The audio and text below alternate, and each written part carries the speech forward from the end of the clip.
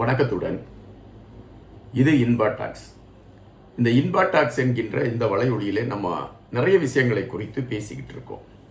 அப்படி பேசுகின்ற பொழுது பல விடயங்கள் நமக்கு தெரியாத செய்திகளும் தெரிகின்றது. பல கருத்துகள் நண்பர்களிடம் இருந்து கிடைக்கின்ற பொழுது நாம் இன்னும் அறியாத செய்திகள் நம்மை ஆட்டுகின்றன.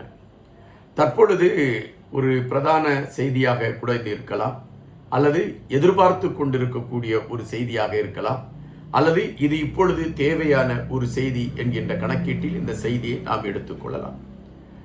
அதாவது வேலூர் மாவட்டத்தில் பிரச்சாரத்திற்கு செல்வதற்கான களத்தை அமைப்பதற்கு தமிழக வெற்றி கழகத்தின் தலைவர் விஜய் அவர்களும் அவருடைய கட்சியை சார்ந்தவர்களும் அதற்கான களங்களை எடுக்கிறார்கள். தங்களுடைய தலைவர் முன்பு போல பிரச்சாரத்திற்கு செல்ல வேண்டும், அதற்கான களங்கள் உருவாக்கப்பட வேண்டும் என்று நீதிமன்றத்தின் கதவுகளையும் காவல்துறையின் கதவுகளையும் அவர்கள் தட்டி கொண்டு இருக்கின்றார்கள். தற்பொழுது கிடைத்திருக்கக்கூடிய செய்தி, வேலூர் பிரச்சாரத்திற்கு விஜய் அவர்களுக்கு காவல்துறை அனுமதி அளித்துவிட்டது என்கின்ற செய்திகள் வருகின்றன.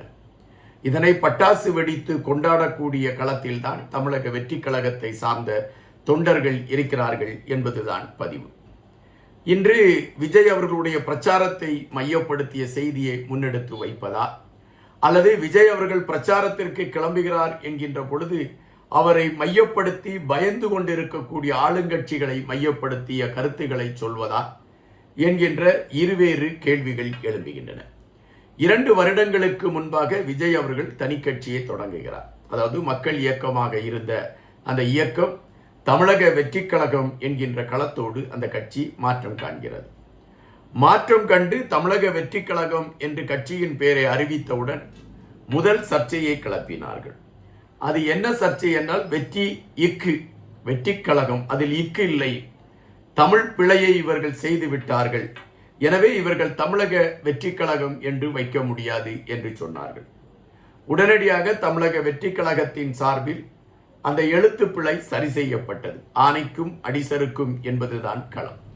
எனவே அந்த எழுத்து சரி செய்யப்பட்டது. அதன் பின்பு சொன்னார்கள், எல்லோரும் இப்படித்தான் அரசியல் கட்சியை தொடங்கி இருக்கிறார்கள், அவர்கள் ஒரு 2 மாதம் பரபரப்பாக பேசப்படுவார்கள், ஒரு 4% வாக்குகளை பெறுவார்கள், அதன் பின்பு அமைதியாகி விடுவார்கள், எல்லோரும் எம்ஜிஆர் ஆகிவிட முடியுமா என்கின்ற விமர்சனங்கள் எடுத்து வைக்கப்பட்டது. ஆனால் அதை குறித்து விஜய் அவர்கள் எந்தவிதமான கோபமோ அதற்கு சார்ந்து எந்தவிதமான கருத்துக்களையுமே அவர் பதிவிடவில்லை. ஆனால் தன் கட்சி சார்ந்த செயல்பாடுகளில் அவர் மிக தீவிரமாக வேகமாக செயல்பட்டு கொண்டிருந்தார். ஒவ்வொரு நிமிடமும் கட்சி சார்ந்த விடயங்களை குறித்த ஆய்வுகள், ஒவ்வொருவருக்கும் எப்படி பயிற்சி கொடுப்பது, கட்சியின் கட்டமைப்பை எப்படி கொண்டு சேர்ப்பது போன்ற பல விடயங்களை மையப்படுத்திய ஒரு செயல்பாடுகளை விஜய் அவர்கள் எடுத்துக்கொண்டு செயல்படுகிறார் என்பது நாம் அறியக்கூடிய செய்தியாக இருந்தது.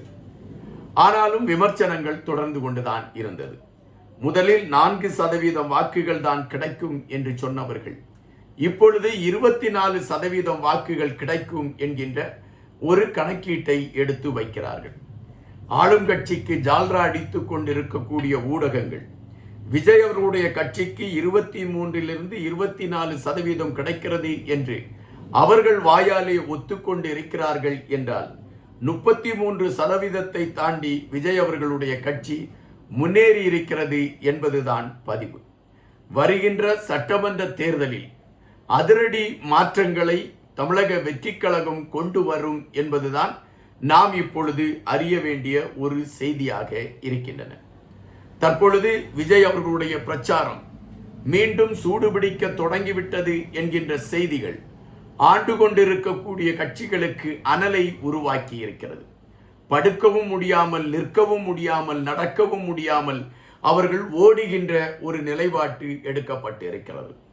விஜய் அவர்களுடைய வளர்ச்சி ஆளுங்கட்சியை திக்குமுக்காட செய்திருக்கிறது என்பதற்கு ஒரு உதாரணம். இதுவரை யாராவது கூட்டணி கட்சியை சார்ந்த இடங்களில் ஏதாவது தலைவர்கள் போட்டியிட்டால் கூட்டணி கட்சியை சார்ந்தவர்களுக்குத்தான் அங்கள் வாய்ப்பு கொடுப்பது திமுகவின் வாடிக்கை. ஆனால் இம்முறை விஜய் அவர்கள் எந்த தொகுதியில் நின்றாலும் அவரை நேரடியாக எதிர்ப்பதற்கு திமுகவை சார்ந்த வேட்பாளரைத்தான் களம் இறக்குவோம் என்று திமுக அறிவித்திருக்கிறதாக செய்தி. இங்கு ஒரு விடயத்தை நாம் மையப்படுத்தி பார்க்க வேண்டியதிருக்கிறது. பெரும்பாலான மக்களை பொறுத்தமட்டில் திமுக இப்பொழுது உள்ள சூழலில் திணறிக் கொண்டிருக்கக்கூடிய ஒரு நிலைப்பாட்டில் இருக்கிறது. இவர்கள் எந்த வேட்பாளரை நிறுத்தினாலும் விஜய் அவர்களை எதிர்த்து அவர்களால் வெற்றி பெற முடியாது என்பது திமுகவிற்கு தெரியும். ஆயினும் ஒரு வெற்றி பந்தாவிற்காக தாங்கள் எதிலும் பின்வாங்கவில்லை என்பதை மையப்படுத்த வேண்டும் என்பதற்காக விஜய் அவர்கள் போட்டியிடுகின்ற தொகுதியில் விஜய் அவர்களை எதிர்த்து திமுகவை சார்ந்தவர்கள் களம் இறங்குவார்கள் என்று எடுத்து வைக்கிறார்கள். கேட்பதற்கு இது நன்றாகத்தான் இருக்கின்றன.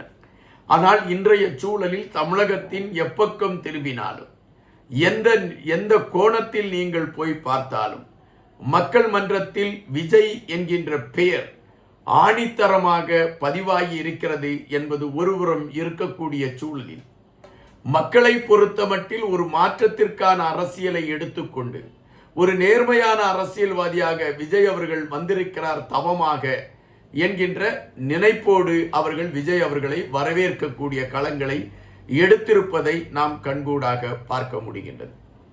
இதுவரை தமிழகத்தில் பல கட்சிகள் தொடங்கப்பட்டிருக்கின்றன. அந்த கட்சிகள் எல்லாம் சந்திக்காத விமர்சனத்தை விஜய் அவருடைய தமிழக வெற்றி கழகம் சந்தித்துக் கொண்டிருக்கிறது. தொடர்ச்சியாக விஜய் அவருடைய கட்சியை சார்ந்தவர்கள் தும்பினால் கூட அது விமர்சனமாகி விடுகிறது. அதற்காக திமுக தன்னுடைய கட்சி நிர்வாகிகளை இறக்குவதில்லை. பத்திரிகையாளர், ஊடக நண்பர், மூத்த பத்திரிகையாளர் என்கின்ற அடையாளத்தோடு பயணித்துக் கொண்டு இருக்கக்கூடிய ஒரு சிலரை அல்லது பலரை என்று கூட எடுத்துக்கொள்ளலாம். அவர்களுக்கு எது எது அவர்களுக்கு தேவையோ அதெல்லாம் கொடுக்கப்பட்டு நீங்கள் அனைத்து மேடைகளிலுமே திமுகவிற்கு ஆதரவாக பேசுங்கள் என்று கொம்பு சீவி அனுப்பியிருக்கிறார்கள்.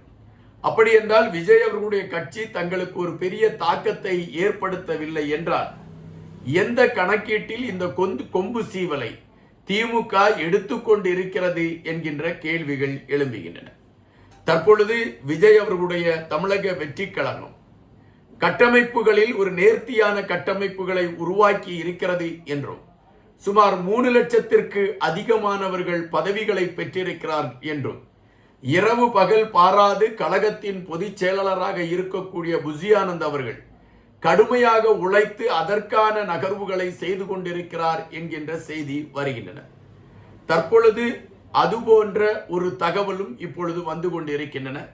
வருகின்ற இந்த சட்டமன்ற தேர்தலில் பலருக்கு பீதியை கிளப்பக்கூடிய ஒரு காரணியாக விஜய் அவர்கள் இருப்பார்கள் என்பதும் ஆட்சி கட்டிலை நோக்கி தமிழக வெற்றி கழகம் நகர்ந்து செல்வதற்கான ஒரு களமாக இந்த 2026 சட்டமன்ற தேர்தல் அமையும் என்கின்ற ஒரு கருத்துகள் தான் பரவலாக இப்பொழுது வந்து கொண்டிருக்கின்றன.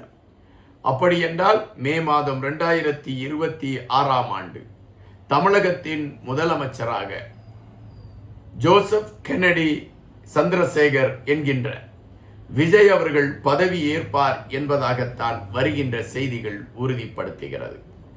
நன்றியுடன் இன்பா.